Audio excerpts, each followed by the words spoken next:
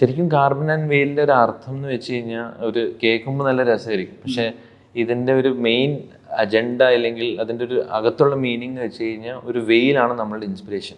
Because ഒരു വെയിൽ എന്ന് വെച്ച് കഴിഞ്ഞാൽ അതിൻ്റെ ഒരു ലൈഫ് സ്പാനിൽ നോക്കിക്കഴിഞ്ഞാൽ ഓൾമോസ്റ്റ് 300 ടൺ കാർബൺ എമിറ്റ് ചെയ്തിട്ട് അബ്സോർബ് ചെയ്തിട്ടാണ് ഇറ്റ്സ് ഡൈങ്.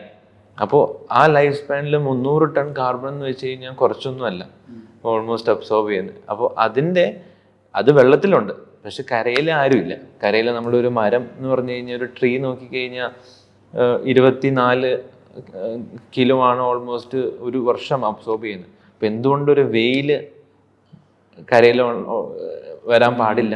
അങ്ങനെയാണ് നമ്മളൊരു കാർബൺ ആൻഡ് വെയിലിൻ്റെ ജന്മമായത്. അങ്ങനെയാണ് കാർബൺ ആൻഡ് വെയിൽ ഓരോ ഓർഗനൈസേഷൻ്റെ കൂടെയും പാർട്ട്ണർഷിപ്പ് ചെയ്ത് അവരൊരു ആർട്ടിഫിഷ്യൽ വെയിലായിട്ട് നമ്മൾ മാറ്റുന്നത്.